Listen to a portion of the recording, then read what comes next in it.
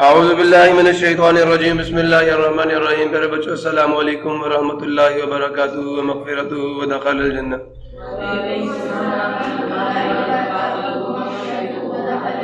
Rabbi इश्रह ली सदरी व यस्सिर ली अमरी वहलुल उक़दतम मिन लिसानी यफ़क़हू क़ौली। Rabbi ज़िदनी इल्मा rabbi ज़िदनी इल्मा rabbi ज़िदनी इल्मा rabbi ज़िदनी इल्मा। अल्लाहुम्मा इन्नी अस्अलुका इल्मन नाफ़िअ व रिज़्क़न तय्यिबा व अमलन मुतक़ब्बला। अल्लाहुम्मा अल्लिमनी अल किताबा वल हिसाबा। अल्लाहुम्मा ज़क्किरनी मिन्हु मा नसीतु व अल्लिमनी मिन्हु मा जहिलतु। अल्लाहुम्मा खुज़ बियदिक। फिर बच्चों आज हम लोग physics 9th class chapter number 4 और चैप्टर का नाम है टर्निंग इफेक्ट ऑफ फोर्सेस और लेक्चर नंबर 8 को आज हम स्टार्ट करने जा रहे हैं। और आज के इस लेक्चर में इंशाअल्लाह बातचीत होगी जी applications of the conditions of equilibrium. किस पे? इक्विलिब्रियम की कंडीशंस जो हैं उनकी एप्लीकेशंस पे, नॉलेज को। यहां पे तो वही बात हुई है। फर्स्ट कंडीशन ऑफ इक्विलिब्रियम कहती है linear acceleration must be zero. Second condition of equilibrium कहती है rotational acceleration must be zero. वो दो एजेंट जो बॉडी की मोशन में चेंज प्रोड्यूस करते हैं, मतलब बॉडी में एक्सेलरेशन प्रोड्यूस करते हैं। एक का नाम है फोर्स और दूसरे का नाम है बोलो बोलो टॉर्क। टॉर्क रोटेशनल मोशन में चेंज प्रोड्यूस करता है और फोर्स लीनियर मोशन में, ट्रांसलेशनल मोशन में चेंजेस प्रोड्यूस करती है। नहीं समझ आया? नहीं समझ आया? आ गया? क्लियर हो गया जी? किसी को समझ नहीं आया तो पूछ लो। अब ना एक काम करना चाहिए, करोगे ना? 1.5 मीटर इस प्लेस्ड, उसको रखा गया ओवर ए वेज, एक पाने पर। ठीक है, ये वेज है। ठीक है, कहां पर? At a distance of 0.5 metre from its one end. नजर आ रहा है सबको? तो ये आपका एक्सिस ऑफ रोटेशन मान गया अब। ठीक है, नियर। ठीक है, a force of 100 Newton is applied at one of the it's and near the ways. अब वेज के करीब कौन सा किनारा? ये। और इस पर कितनी फोर्स लगाई है? 100 newton to keep it horizontal, ताकि ये हॉरिजॉन्टल रखने का मतलब ये कि ये बैलेंस्ड रहे, ये रोटेट, इस पे सम ऑफ ऑल टॉर्क्स क्या हो जाए? जीरो हो जाए। अब वो क्या क्या फरमा रहे हैं? Find the weight of the rod and the reaction of wedge. Find the weight, वजन मालूम कीजिए, ऑफ रॉड, किसका? रॉड का। And the reaction of wedge, और वेज को कितना रिएक्शन करना पड़ रहा है, ये भी तो ऊपर उठा रहा है ना। तो वेज की रिएक्शनल फोर्स आपने फाइंड करनी है और वेट ऑफ द रॉड, ये डब्ल्यू फाइंड करना। समझे हो कि नहीं समझे? अब डाटा मुझे कौन लिखवाएगा बताओ जी? फर्स्ट ऑफ ऑल तो एक बात समझ जाओ, गौर से सुनना, गौर से सुनना। यहां से यहां तक का जो डिस्टेंस है ये मूवमेंट आर्म है, किसका? फोर्स एफ का। मैं उसको L1 कह दूं। अच्छा, कोई और फोर्स भी है जो टॉर्क प्रोड्यूस करेगी? कोई और फोर्स है? कौन सी फोर्स? वेट। इसका मूवमेंट आर्म कितना है? ये। मैं इसको कह देता हूं L2। कोई और फोर्स है रिएक्शनल फोर्स। क्या रिएक्शनल फोर्स टॉर्क पता करेगी? एक्सिस ऑफ रोटेशन कहां पे? वेज पे। और रिएक्शनल फोर्स भी कहां पे लग रही है? वेज पे। क्या ये टॉर्क प्रोड्यूस करेगी या नहीं करेगी? मैं इस तरह दरवाजे को बाहर खींचता हूं, ऐसे खुलेगा, रोटेट करेगा। अब जरा गौर करो, ये फोर्स भी किससे पास हो रही है? इंच से। ये फोर्स भी किससे पास हो रही है? एक्सिस ऑफ रोटेशन से पास हो गई है फोर्स। जब फोर्स की line of action axis of rotation से पास हो जाए तो टॉर्क प्रोड्यूस क्यों नहीं होता? ये एंगल मोमेंट आर्म के साथ क्या आ गया? अगर force he axis of rotation पे लग जाए तो बताओ मोमेंट आर्म कितना होगा? चलो आर का मोमेंट आर्म बताओ कितना होगा? क्या होगा? Reactional force pass he axis of rotation से हो रही है तो मोमेंट आर्म डिस्टेंस होता है एक्सिस ऑफ रोटेशन और फोर्स में। जब फोर्स लग गई वहां पर रही है, डिस्टेंस कितना है? मोमेंट आर्म क्या हो गया? एल मल्टीप्लाई क्या हो गया? एल जीरो तो टॉर्क जीरो। ये दिमाग यूज करोगे, फार्मूलों से पता चलता है। जब भी सिचुएशन सामने आए तो चेक करो टॉर्क निकलता कैसे है। तीन चीजें, एंगल, फोर्स और मोमेंट आर्म। पहली बात तो यहाँ पे जो फोर्स है वो लग गई एक्सिस ऑफ रोटेशन पे रही है तो पहली बात फोर्स तो ठीक है, आर होगी। मोमेंट आर्म कितना? जीरो। तो पक्की बात जीरो मल्टीप्लाई आर क्या हो गया? जीरो। नहीं समझे? टॉर्क तीन चीजों पर डिपेंड करता है, कोई एक तो जीरो होगी या नहीं होगी? जब मैं कह रहा हूं टॉर्क जीरो है इसका मतलब या तो फोर्स जीरो होगी या मोमेंट आर्म जीरो होगा या angle between the force and the moment arm 0 degree होगा। सेम साइड नहीं, 0 डिग्री होगा, 0 डिग्री होगा या 180 डिग्री होगा। फैक्टर अगर टॉर्क जीरो है तो मतलब तीनों फैक्टर्स में से कोई एक क्या होगा? 180 भी तो हो सकता डिग्रीज में, साइन ऑफ 180 जीरो आ जाएगा। तो तीनों फैक्टर्स में से कोई एक फैक्टर जो है वो बेचारा जीरो हो गया। यहां पे जो आपके रिएक्शनल फोर्स है वो टॉर्क इसलिए प्रोड्यूस नहीं करेगी क्योंकि वो एक्सिस ऑफ रोटेशन से पास हो रही है तो टॉर्क जीरो होगा। एक्सिस ऑफ रोटेशन से कोई फोर्स पास करे टॉर्क जीरो होता है, क्यों? तो जवाब विकास, when a force acts on the axis of rotation the moment arm is zero, when the moment arm is zero torque is zero। नहीं समझ आया? इस पे जोर दोगे तो काम चलेगा। ऐसा ये जोर जो है ना हमने इसमें दे दिया तो ये मुन्ना हमारा मासूम सा दिमाग जो है, क्यूट सा दिमाग जो है बेचारे को बड़ी तकलीफ होगी। हमें इज्जत मिल जाएगी, मामा पापा खुश हो जाएंगे। डाटा जी लिखवाइए। फोर्स कितना? 100 न्यूटन। Moment arm 0.5। चलो 0.5। क्या? Newton, kilogram, metre. अच्छा अच्छा, L2 0.75 नहीं लेना। हाँ ये देखो डिस्टेंस यहां से यहां तक का डिस्टेंस है, ये मोमेंट आर्म बन जाएगा, इसका वेट का है। अच्छा ये क्यों नहीं है जहन, ये क्यों नहीं है? क्या बेटा जो दिमाग में आ रहा है सही आ रहा, बोल। क्यों क्यों वजह? ये रॉड किस पॉइंट के गिर्द घूमेगी? वेट के यहां इसके गिर्द घूमेगी, इसके गिर्द घूमेगी। शीशा शीशा कभी घूमते हुए देखा? क्या कैसे घूमता है? इसके गिर्द घूमेगा या इसके गिर्द घूमेगा? जी के गिर्द। किसके गिर्द? ओ के गिर्द। जी के। अल्लाह किसके गिर्द? तो बेटा जहां वेज पड़ा हुआ ये रॉड ऊपर नीचे इसके गिर्द होगी। समझ आया नहीं आया? आप अकेले भी खेल सकते हो। क्या कर कर अगर वेज सेंटर पे पड़ा, वेज को उठा के इधर रख लो, खुद इधर बैठ जाओ, रॉड का वेट आपके साथ खेलेगा। सीसा सीसा। नहीं समझ आया? नहीं आया? अच्छा मुझे ये गौर से सुनो, जब भी टॉर्क निकालना होता है तो दिमाग में ये होना चाहिए कि टॉर्क किस पॉइंट के गिर्द निकालना है। वेट इस रॉड को घुमाएगा किस पॉइंट के गिर्द? तो जनाबे अली मोमेंट आर्म की डेफिनेशन ये है, the perpendicular distance between the axis of rotation and the line of action of force.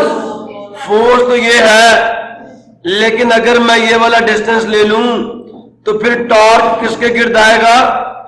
B के गिर्द आएगा। लेकिन फिलहाल तो मेरा एक्सिस ऑफ रोटेशन कौन सा है? ओ। Because I am going to calculate the torque produced by the weight about this point O. तो टॉर्क इस पॉइंट के गिर्द कैलकुलेट करने के लिए मुझे फोर्स की लाइन ऑफ एक्शन और इस पॉइंट के दरम्यान में डिस्टेंस लेना है, जो कि एक्सिस ऑफ रोटेशन है आपका। कच्चे हो अभी नहीं समझ आए, बहुत कच्चे हो, नहीं समझे अभी भी। या भाई इन चीजों पे अपना ईमान पक्का करो, इन चीजों पे सीखो तो सही है क्या। यकीन पक्का करो कि यही है। कैसे पक्का होगा? जब आपको उस चीज की डेफिनेशन आ जाएगी, उस चीज की समझ आ जाए। सुन रहे हो? नहीं सुन रहे? समझ आया? क्योंकि फोर्स और एक्सिस ऑफ रोटेशन के दरम्यान में डिस्टेंस लिया जाता है। समझ आया? Perpendicular distance between the line of action of force and the axis of rotation. Force कौन सी है? W। ये हमने, और कोई फोर्स है, रिएक्शनल फोर्स भी है ऊपर की जिम में। और कोई फोर्स नजर आ रही हो तो बताओ। नहीं नहीं, अच्छा बताओ ये फोर्स इसको कैसे घुमाएगी, ये वाली फोर्स। फिलहाल भूल जाओ कि रॉड का दूसरा हिस्सा भी है। इसे कहते हैं इमेजिनेशन। क्या? इमेजिनेशन। मैं मिसाल के तौर पर एक बंदे को बाहर से पकड़ता हूं, आंखों पर पट्टी बांध के लाके यहां छोड़ देता हूं, ठीक है? वो बाहर जा सकता है, पता नहीं चलेगा दरवाजा किधर है। ऐसा ही है। इसी तरह आप बच्चों को मैं बोलूं, गौर से सुनना। अब अगर आपके वहां चौक में खड़ा करके आपकी आंखों पे पट्टी बांध दी जाए, आज से कहा जाए जाओ स्कूल जाओ, पहुंचोगे? नहीं पहुंचोगे। आपकी आंखें बंद, दिमाग में इमेजिन करोगे रोड से आगे गई, दरवाजा आएगा, इंटर होंगी, थोड़ा सा लेफ्ट पे सीढ़ियां चढ़ेंगे। नहीं समझ आया? सारा कुछ इमेजिन करके पहुंच जाओ। इमेजिन करो कि दूसरा हिस्सा है ही नहीं, ये रॉड जो है इसका दूसरा हिस्सा, तो फिर ये फोर्स कैसे रोटेट करेगी रॉड को? बाकी सब फोर्सेस भूल जाओ, सिर्फ इस एक फोर्स को देखो, तो ये किधर को रोटेट करेगी? नीचे। इसका movement, rotation, clockwise anti clockwise. समझ आ गया? अब बाकी सब फोर्सेस, ऐसे फिजिक्स पढ़ते हैं, फोकस किस पे? अब वेट पे। ये भी टॉर्क प्रोड्यूस करेगा, करेगा? बोलते क्यों नहीं? करेगा।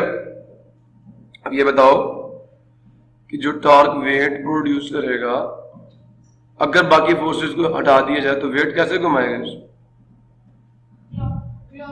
क्लॉकवाइज। समझ आ गया? अब उन्होंने कहा था to keep the rod what? Horizontal.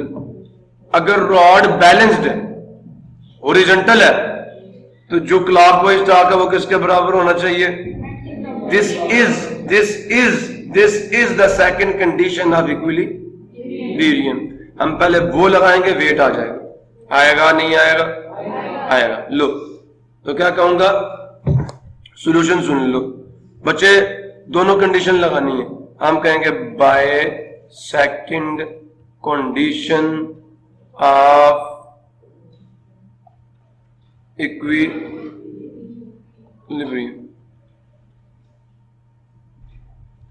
Clear हो गया? सेकंड कंडीशन ऑफ इक्विलिब्रियम क्या कहती है बेटे? भाई से बोले, सेकंड कंडीशन ऑफ इक्विलिब्रियम क्या कहती है? नेट टॉर्क जीरो होगा, या पुत्र बात सुनो, ओ मेरा बच्चा बात सुनो, क्या मेरा पुत्र बात सुनो, torque clockwise, sum of all torques कौन से? किसके बराबर आना चाहिए? Sum of all torques, sum of all torques in the anti clockwise direction. ये एंटी क्लॉकवाइज जो टॉर्क्स है पुत्र, उनका सम और जो क्लॉकवाइज टॉर्क्स है उनका सम क्या होना चाहिए? बराबर। तो तब नेट टॉर्क क्या होगा? जीरो हो जाएगा, बॉडी बैलेंस हो जाएगी। लो ये बताओ और टॉर्क है इन द एंटी क्लॉकवाइज डायरेक्शन। पहले क्लॉक वाला देख लो, वेट से पता होगा ना। फोर्सेस देखो जो लग रही हैं, ये नीचे को क्लॉकवाइज, समझ आया? को और होती तो उसको भी पकड़ ले। समझ आया नहीं यार? तो जनाब क्लॉकवाइज टॉर्क वेट पैदा करेगा, वेट मल्टीप्लाई उसका मोमेंट आर्म, ये क्लॉकवाइज टॉर्क है, और फोर्स मल्टीप्लाई उसका मोमेंट आर्म, क्यों? मुझे पता है कि टॉर्क बराबर होता है फोर्स मल्टीप्लाई मोमेंटम, ऐसा ही है। सो जनाब अली वेट वहां पे रहेगा, लेंथ इधर आ जाएगी, और अब वैल्यूज पुट करते हैं। 100 न्यूटन की फोर्स थी, उसका मोमेंट आर्म 0.5 मीटर था, 0.25 डब्ल्यू आ गया। क्लियर हुआ? नहीं हुआ? पक्का?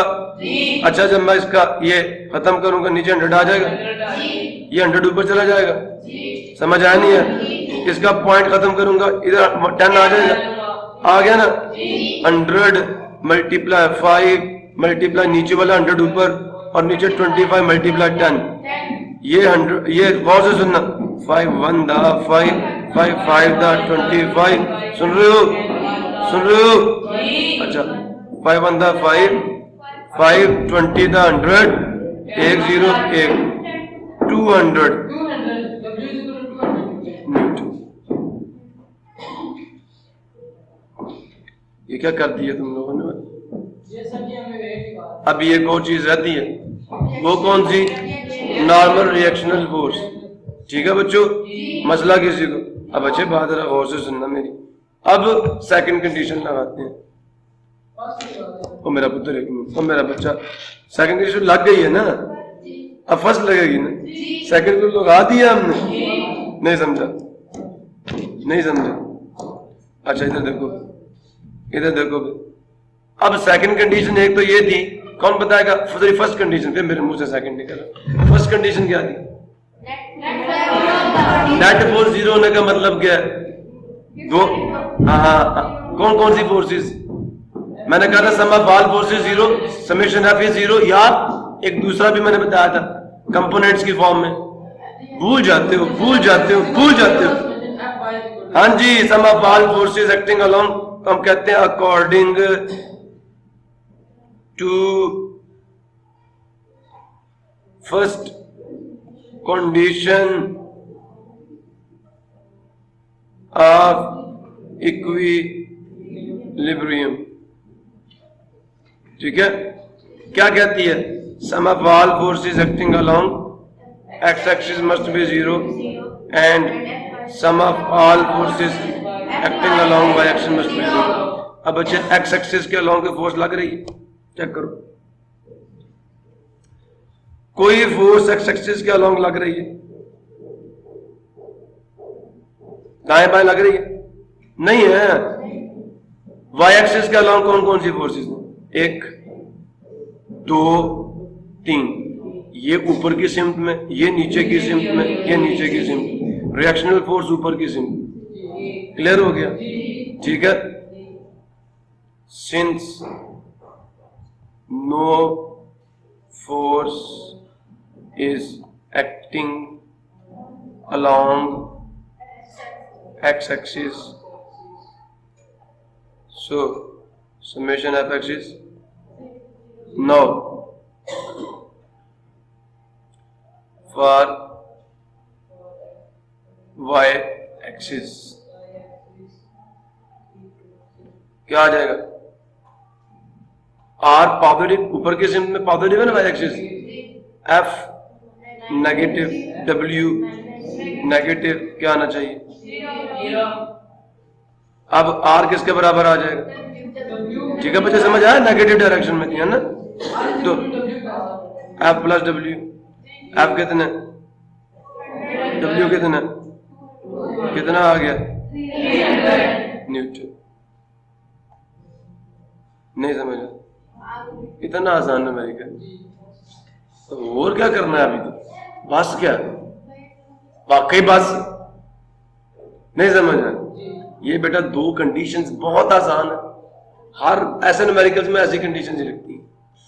पहली कंडीशन से अगर किसी चीज का जवाब नहीं आ रहा ना, फर्ज करो पहले मैं पहली कंडीशन ही लगा देता, ये तो मेरे पास W नहीं था पहली कंडीशन से, नहीं था ना, तो फिर मैं इसको यहाँ पे रोक देता, इसको इक्वेशन का नाम दे देता, ऐसे कहते ये 1 है। फिर मैं कहता according to second condition of equilibrium, और यहां से मेरा वेट आ जाता, इसको 2 कह देता, putting the value from 2 in 1, put करके एफ भी है मेरे पास, डब्ल्यू भी है मेरे पास, तो मेरे पास आर आ जाता है। ज़हन चलाया करो, कोई चीज कहां से निकलेगी, कैसे, दोनों कंडीशन से सॉल्व होगा। अगर एक चीज का रिजल्ट पहली कंडीशन से नहीं आ रहा तो किससे आ जाएगा, दूसरी कंडीशन से। क्लियर हो गया कि ये रॉड जो है, फॉर एग्जांपल अगर ये शीशा है तो ये किस चीज के गिर्द रोटेट करेगा, घूमेगा किसके गिर्द, नहीं नहीं नहीं नहीं, घुमाएगी फोर्स किसके गिर्द, ओ के गिर्द, है ना। तो बेटा जो मोमेंट आर्म होता है ना, वो फोर्स और एक्सिस ऑफ रोटेशन का दरमियानी फासला होता है, ये वाला फासला है। ये मैंने क्यों नहीं लिया, ध्यान बेटा, रोटेशन किसके गिर्द है, ओ के गिर्द। तो फिर डिस्टेंस फोर्स का किससे लेना है, ओ से, बी से थोड़ी लेना है। अगर बॉडी बी के गिर्द रोटेट कर रही होती तो फिर हम ये लेते हैं, बट नो, रोटेशन किसके गिर्द है, ओ के गिर्द। तो अब फोर्स का जिस पॉइंट के गिर्द आपने टॉर्क प्रोड्यूस कैलकुलेट करना है, अब हम मोमेंट आर्म भी उधर से ही लेंगे। अभी भी नहीं समझ आया, आप समझ आया, पर डेफिनेशन है मोमेंट आर्म। और कोई पूछो, ऐसे पूछो ना, अभी वो तो कुछ ना, पूरा न्यूमेरिकल खत्म हो गया, उसने आखिर पे पूछते वो बात नहीं समझ आई, समझा दी। और पूछो पूछो बस। बेटा ये बाय लिखा हुआ, बाय, ये कंडीशन है, सी ओ, मेरे ओ को टर्न लगी, ये सम ऑफ टॉर्क्स, टॉर्क कहते हैं टॉर्क को, जो क्लॉकवाइज है। अब जहन हो सकता है एक और फोर्स लग जाए इधर, नहीं हो सकता, और कह दे उसका डिस्टेंस भी 0.25, ठीक है, तो मैं डिस्टेंस भी दे दें। अब बताओ ये F2 क्या देता हूं, इसको F1 क्या देता हूं, तो जहन बेटा ये भी कैसे घुमाएगा, एंटी क्लॉकवाइज, ये भी कैसे घुमाएगा। तो फिर यहां पे आ जाएगा टा 1 प्लस टा 2, और यहां पे सिर्फ क्या, टा वेट वाला टॉर्क। समझ आया। हो सकता है यहां पे मैं 3 फोर्सेस और लगा दूं, 3 बच्चे में डाल दूं ना, नहीं समझा है, तो इसका वेट समझो F3 F4, तो अब ये सारी फोर्सेस कौन सा टॉर्क प्रोड्यूस करेंगे, एंटी, क्या आ जाएगा, इसका भी टॉर्क, टा 3 भी आ जाएगा, टा 4 भी आ जाएगा, और टा 5 भी आ जाएगा। ये सारे टॉर्क्स का सम। अब ये सारे कौन सा क्लॉकवाइज और ये सारे कौन से एंटी क्लॉकवाइज, ये दोनों बराबर होने चाहिए। दोनों क्या होने चाहिए, अगर बराबर होंगे तो बॉडी बैलेंस्ड होगी, बॉडी इक्विलिब्रियम में होगी, और अगर बॉडी इक्विलिब्रियम में नहीं होगी तो हम एक कंडीशन भी नहीं लगा सकते।